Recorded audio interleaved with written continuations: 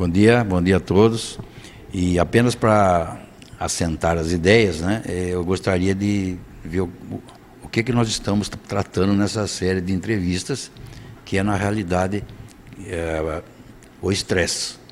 E para que as pessoas entendessem o estresse, nós voltamos muito ao passado, na época do Homem das Cavernas, em que, por milhões e milhões de anos, eles sofreram uma sobrevivência muito séria, da parte de intempéries, de sobrevivência de vida, de fome, e uma série de coisas, inverno.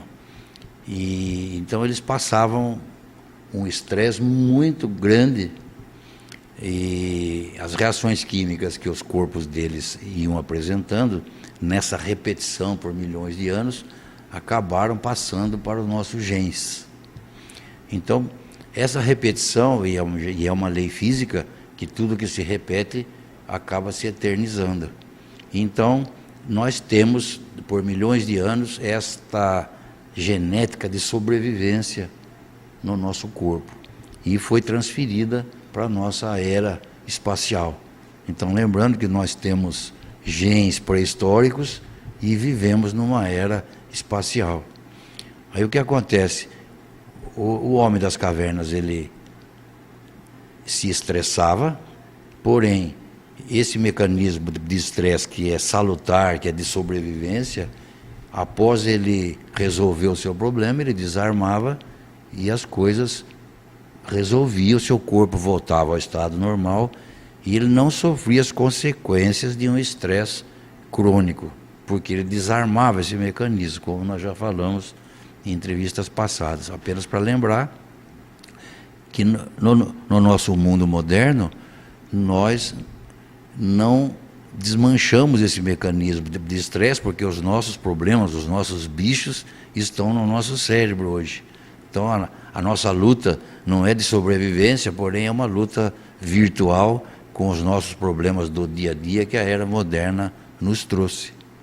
Então o não desarmamento desse mecanismo é que trouxe todas essas complicações que nós já vimos em entrevistas passadas. E hoje eu gostaria de falar particularmente a respeito das doenças chamadas autoimunes, onde está o lúpus eritematoso, psoríase, vitiligo, alopecia areata, a doença de Crohn, já está se pensando em diabetes tipo 1, e a cada vez mais os estudos vão aprofundando e vendo que há uma grande parte de doenças chamadas autoimune. E o que é uma doença autoimune? É aquela em que o próprio organismo reage contra ele. É como se fosse uma autodestruição. Alguma coisa ocorre no seu organismo em que as suas defesas se voltam contra ele mesmo. Até há muito pouco tempo, as doenças autoimunes eram classificadas nos livros médicos como doenças de causa desconhecida. Então existe um capítulo que a gente não sabe o porquê das coisas, então coloca causas desconhecidas. Mas com o estudo da bioquímica do estresse, hoje se avalia que existe uma explicação química, o porquê que isso ocorre. O que não se sabe, talvez, e eu também não sei, é que se todas as doenças autoimunes vêm desse mecanismo. Mas eu tenho tido, na minha clínica particular, respostas a respeito disso, e grande parte vem dessa explicação. Voltando ao Homem das Cavernas, e lembrando que todas as reações que nós falamos em entrevistas anteriores, elas se dão em conjunto, não é uma por uma. E cada ser humano vai apresentar maior ou menor resposta ao estresse, dependendo das suas tendências. Então, quem tiver tendência a diabetes fica, obesidade fica, a infarto, acidente vascular, e uma hipertensão, e uma série de coisas que o estresse pode causar e que não é obrigatoriamente que cause. Então vai depender das tendências, da quantidade de estresse da pessoa, de uma série de fatores que poderão ocorrer ou não essas doenças. Aí, voltando ao Homem das Cavernas, quando ele estava lutando com um bicho, ou caçando, ele poderia se ferir. E aí, o que é que o organismo, na sua plenitude de mecanismo de estresse, ele faz? Ele muda um pouco a viscosidade do sangue, muda a aderência plaquetária, para que o sangue fique um pouquinho mais viscoso. Se ele sangrar, ele evita hemorragia. E isso nós vamos falar numa entrevista mais para frente, o que ocorre em consequência disso. Mas ele poderia se ferir e se contaminar. Naquela época já existiam bactérias e eram grandes causas de morte, por isso era uma das causas que a sobrevivência, a longevidade do homem das cavernas era muito pequena. Então, se ele se ferisse, não existia antibiótico naquela época, muito menos farmácia. Então, o corpo, na sua plenitude, ativa uma glândula chamada timo. E esta glândula, ela fica no pescoço, perto da tireoide, esta glândula, ela vai buscar glóbulos brancos de defesa, leucócitos, portanto, e transforma esses leucócitos em leucócitos T. T da palavra timo. E esses leucócitos têm uma função de matar essas bactérias. Então é uma reação do organismo muito perfeita, muito linda e muito importante, porque essas bactérias poderiam matar essa pessoa, o timo resolve o problema, não deixando que isso aconteça. E aí, voltando para os dias de hoje, o que acontece com o nosso estresse? Nós vamos dormir com o bicho e não desarmamos esse mecanismo. Então, o que o timo, ele fica dia e noite estimulado. E não tem bactérias, não tem infecção, como teria na época das cavernas.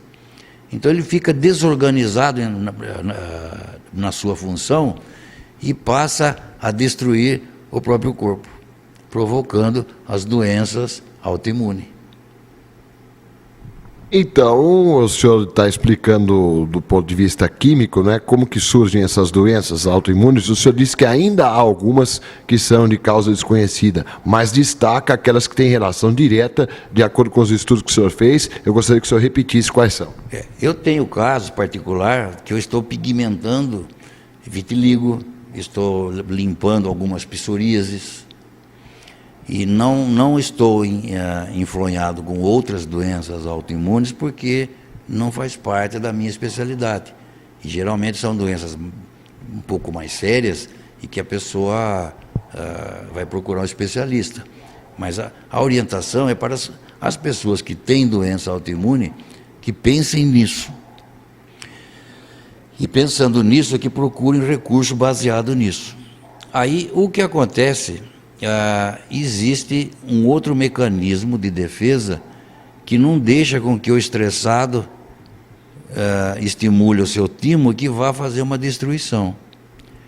E quem não deixa o timo provocar essa reação autodestrutiva é a vitamina D. Voltando à velha vitamina D. Então, provavelmente, o homem das cavernas não tinha doença autoimune, primeiro porque ele desarmava o mecanismo, e mesmo se não desarmasse, a vitamina D, que ele vivia exposto ao sol, era uma quantidade suficiente, ele resolveria o problema. A vitamina D, quimicamente, nessa reação, ela estimula uma coisa que se chama tolerância imunológica. Ela atua numa enzima lá e ela impede que o timo inicia essa reação de doença autoimune. E cada pessoa, voltando nas suas tendências, poderá ter a sua tendência para a sua autoimune.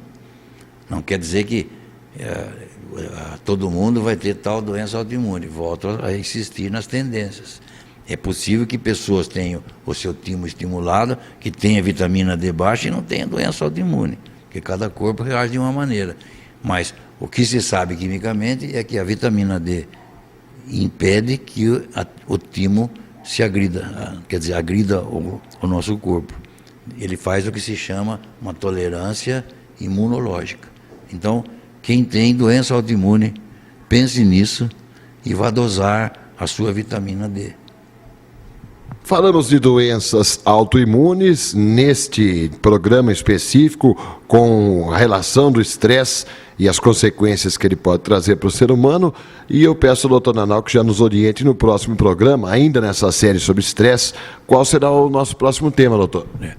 Ainda terminando essa parte, esses casos que eu tenho tido sucesso, todos eles tinham deficiência de vitamina D.